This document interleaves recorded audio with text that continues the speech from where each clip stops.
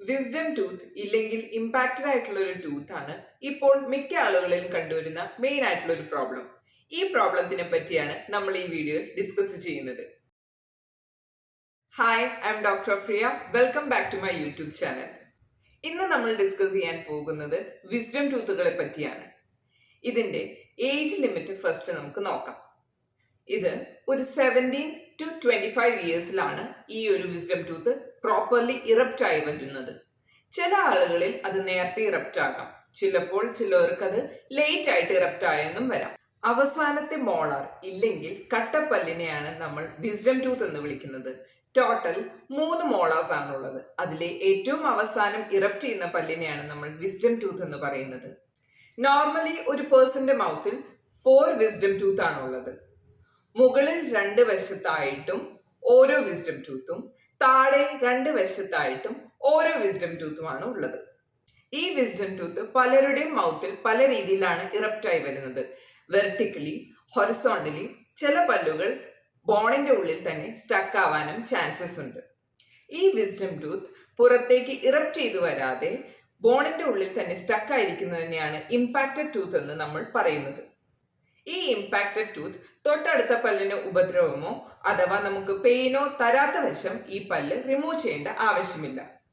But ചില കേസിൽ ഈ ഇമ്പാക്റ്റഡ് ആയിട്ടുള്ള വിസ്ഡം ടൂത്ത് തൊട്ടടുത്ത കട്ടപ്പല്ലിനെ ഇല്ലെങ്കിൽ മോളാർ ടൂത്തിനെ ഉപദ്രവിക്കുന്നുണ്ടെങ്കിൽ, ഇല്ലെങ്കിൽ അത് കാരണം അതിന് ഗ്രാജുവൽ ആയിട്ട് എന്തെങ്കിലും ഡീകേ വരുന്നുണ്ടെങ്കിൽ ഈ ഇമ്പാക്റ്റഡ് ആയിട്ടുള്ള വിസ്ഡം ടൂത്ത് സർജിക്കലി റിമൂവ് ചെയ്യേണ്ടത് അത്യാവശ്യമാണ്.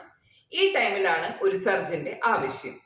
പെരികൊറോണൈറ്റിസ് എന്ന കണ്ടീഷൻ വരുന്നത് പാർഷ്യലി ഈ വിസ്ഡം ടൂത്ത് പുറത്തേക്ക് വരാൻ ഇല്ലെങ്കിൽ ഇറപ്റ്റ് ചെയ്യാൻ ട്രൈ ചെയ്യുമ്പോൾ മോണയിൽ ഉണ്ടാകുന്ന സ്വെല്ലിങ്ങിനെയാണ് പെരികൊറോണൈറ്റിസ് എന്ന് പറയുന്നത്. ഈ പെരികൊറോണൈറ്റിസ് എന്ന കണ്ടീഷൻ കാരണം പലർക്കും പല രീതിയിലാണ് സിംറ്റംസ് കാണിക്കുന്നത്. താടിയലിന്റെ ഭാഗത്തായിട്ട് നീര്, മോണയുടെ ഭാഗത്തായിട്ട് നീര്, വായ തുറക്കാനുള്ള ബുദ്ധിമുട്ട് എന്ന കാരണങ്ങളാണ് പല രീതിയിലും പല കേസസിൽ നമ്മൾ കാണുന്നത്. ഈ പെരികൊറോണൈറ്റിസിന്റെ ടൈമിൽ നമ്മൾ ആദ്യമേ മെഡിസിൻ നൽകുകയും പെയിൻ ഒട്ടും ക്യൂർ ആകുന്നില്ല ഇല്ലെങ്കിൽ സബ്സൈഡ് ആകുന്നില്ല എന്ന കണ്ടീഷൻ കാണുകയാണെങ്കിൽ സർജിക്കൽ റിമൂവൽ ഇല്ലെങ്കിൽ വിസ്ഡം ടൂത്ത് എക്സ്ട്രാക്ഷൻ ചെയ്യുന്നതായിരിക്കും ബെറ്റർ ഓപ്ഷൻ.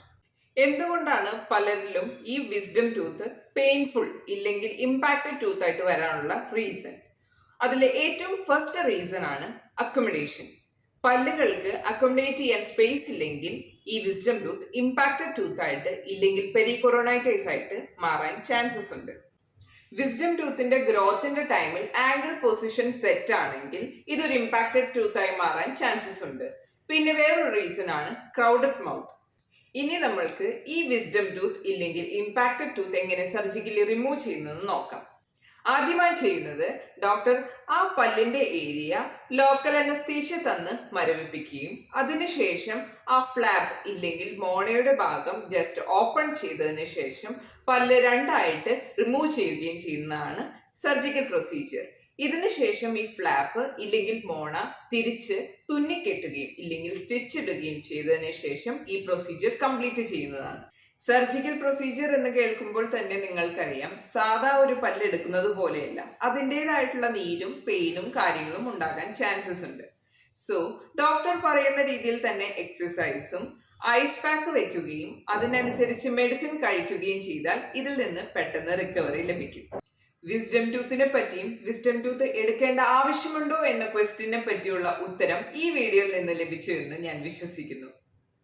വിസ്ഡം ടൂത്ത് ഇറപ്റ്റായി വരുന്നതിന്റെ പെയിനോ ഇല്ലെങ്കിൽ പെരികൊറോണൈറ്റിസോ നിങ്ങൾക്കുണ്ടെങ്കിൽ ഉടനെ തന്നെ നിങ്ങളുടെ അടുത്തുള്ള ഡെന്റിസ്റ്റിനെ പോയി കൺസൾട്ട് ചെയ്യുക.